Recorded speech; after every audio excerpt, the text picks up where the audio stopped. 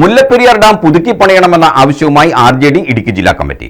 കേരളത്തിലെ 4 ജില്ലകളിലെ ജനങ്ങളുടെ ജീവനസ്വത്തിനും ഭീഷണിയായി നിൽക്കുന്ന മുല്ലപ്പെരിയാർ ഡാം ഉടൻ തന്നെ പുതുക്കി നിർമ്മിക്കുവാൻ സത്വര നടപടി സ്വീകരിക്കണമെന്ന് ജില്ലാ പ്രസിഡന്റ് കോയ അമ്പാട്ട് അടിമാലിയിൽ ആവശ്യപ്പെട്ടു.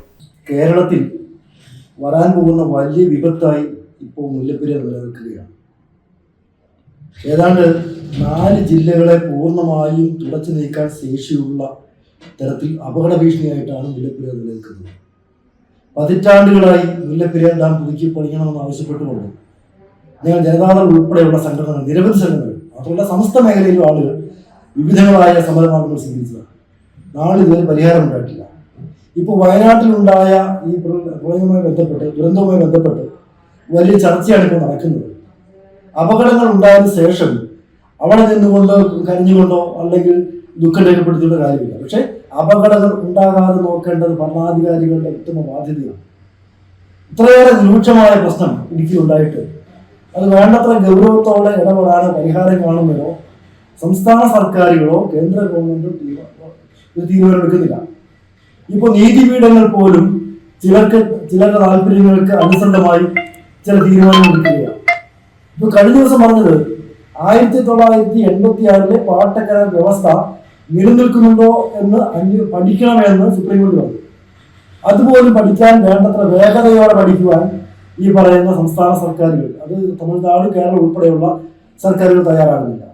അത് അടിയന്തരമായി പരിഹരിക്കണം. ഈ പാട്ടക്കരാർ നിലനിൽക്കുന്നുണ്ടോ എന്ന് പഠിക്കുകയും അതിന് സാധുത ഇല്ലെന്ന് സാധാരണ ജനങ്ങൾക്ക് പോലും അറിയാം. അത് റദ്ദാക്കിക്കൊണ്ട് പുതിയ ഡാം നിർമ്മിക്കുക മാത്രമാണ് പരിഹാരം.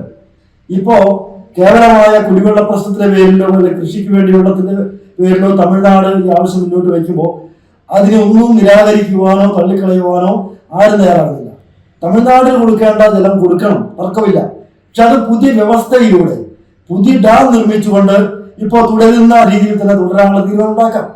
ഈ വെള്ളത്തിന്റെ പേരും പറഞ്ഞുകൊണ്ട് ഈ ഡാം പുതുക്കി പണിയാൻ അനുമതി തരാതെ അല്ലെങ്കിൽ തടസ്സം നിൽക്കുന്ന ഈ ഗവൺമെന്റ്, തമിഴ്നാട് ഗവൺമെന്റ് കേരളത്തിലെ ജനങ്ങളെ മാത്രമല്ല ഒരു പരിധിവരെ വലിയ തരത്തിൽ വരാൻ സാധ്യതയുള്ള വലിയ അപകടത്തിലേക്കാണ് ഈ ജനതയെ തള്ളിവിടുന്നത്. ഇപ്പോ 4 ജില്ല മാത്രമല്ല, ഇപ്പൊ കേട്ടിടത്തോളം ഈ കൂട്ടമായി മുല്ലപ്പെരിയാർ ഡാം പൊട്ടി ഒഴുകി കടലിലേക്ക് പോകേണ്ടി വന്നാൽ ആ വെള്ളത്തെ സ്വീകരിക്കാതെ കടല് പോലും അത് തിരിച്ചു തള്ളും എന്നാണ് പറയുന്നത്. അങ്ങനെ വരുമ്പോൾ കേരളത്തിൽ മാത്രമല്ല തൊട്ടടുത്ത സംസ്ഥാനമായ തമിഴ്നാട്ടിലും കർണാടകയും ഒക്കെ ആ തരത്തിൽ പ്രതികൂലമായി ബാധിക്കും. അപ്പോൾ വലിയ വിപത്ത്, നമുക്കൊന്നും ചിന്തിക്കാൻ കഴിയാത്ത തരത്തിലുള്ള വലിയ വിപത്താണ് നമ്മുടെ തലയ്ക്ക് മുകളിൽ നിൽക്കുന്നത്. അതിന്റെ ഗൗരവത്തിൽ കാണുവാൻ സംസ്ഥാന സർക്കാരുകളും കേന്ദ്ര സർക്കാരുകളും തയ്യാറാവുന്നില്ല. അതുപോലെ തന്നെ ജനങ്ങൾക്ക് ഏക പ്രതീക്ഷയുള്ള നീതിപീഠം പോലും അത്തരത്തിൽ ഒരു പരിശോധന നടത്തുവാനോ അതിന് വിജയമായ തീരുമാനം കണ്ടെത്തുവാനോ വിധി പ്രഖ്യാപിക്കുവാനോ നീതിപീഠത്തിന് പോലും കഴിയുന്നില്ല. അപ്പൊ ആരുടെയൊക്കെയോ താല്പര്യത്തിന് വശങ്ങളിലായിക്കൊണ്ട് ആരുടെയൊക്കെയോ താല്പര്യം സംരക്ഷിക്കാൻ വേണ്ടി ഇവിടെ കുറെ ആളുകളെ സംരക്ഷിക്കുവാൻ വേണ്ടി മഹാഭൂരിപക്ഷം വരുന്ന ആളുകളെ ഇല്ലായ്മ ചെയ്യുവാൻ കഴിയുന്ന ശേഷിയുള്ള പ്രകടശേഷിയുള്ള ഈ മുല്ലപ്പെരിയാർ ഡാമിനെ നിലനിർത്തുവാൻ വേണ്ടി ശ്രമിക്കുന്നത് വലിയ ജനദ്രോഹമാണ്. അത് ഈ ജനങ്ങൾക്കും അതുപോലെ അവരുടെ ജീവനും സ്വത്തിനും ഒക്കെ നാശം ഉണ്ടാക്കാൻ സാധ്യതയുള്ളതാണ്. അടിയന്തരമായി ഇത് ഇടപെട്ടുകൊണ്ട് പരിഹാരം കാണണം. ഇതിപ്പോ അതാണ്ട് 90 മുതൽ ഞങ്ങൾ ജനതാദളാണ്, യുവജനതാദളാണ് ആദ്യമായി ഈ മുല്ലപ്പെരിയാർ സമരമായി ഉയർത്തി രംഗത്ത് വരുന്നത്. ആദ്യമായി മുല്ലപ്പെരിയാർ അപകട ഭീഷണിയാണെന്ന് പറഞ്ഞുകൊണ്ട് 1990 സമരം ആരംഭിക്കുന്നത്. അന്ന് ആരംഭിച്ച സമരം ഏതാണ്ട് 30 വർഷം കഴിഞ്ഞിരിക്കുന്നു. അതിപ്പോഴും തുടരുകയാണ്. ഈ സമരത്തിന്റെ തുടർ നടപടി നിലയ്ക്ക്, ഈ ആവശ്യത്തിന്റെ തുടർ നടപടി രീതിയിലേക്ക് ശക്തമായ സമരത്തെ കുറിച്ച് ഞങ്ങൾ ആലോചിക്കാൻ പോവുകയാണ്. പാർട്ടി ജില്ലാ കമ്മിറ്റി യോഗം ചേർന്ന് അടുത്ത മാർഗത്തെ കുറിച്ച് ആലോചിക്കും. ഇതിന്റെ പിന്നാലെ ലക്ഷ്യം കാണുന്നവരെയുള്ള സമ്മർദ്ദവുമായി പാർട്ടി ഉണ്ടാകും എന്ന് ഉറപ്പുവരുകയാണ്. Al Azhar Group of Institutions, 16 institutions offering 56 plus programs, serving 7,000 plus students. Al Azhar, the most versatile campus in South India since 2002.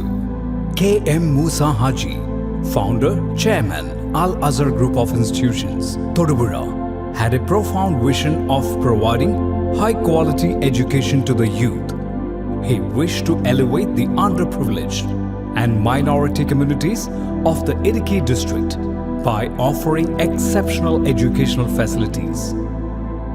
located in the greenest city of Kerala, Al Azhar offers an adorable environment for learning with 127 acres extensive campus, molding generations from kindergarten to masters.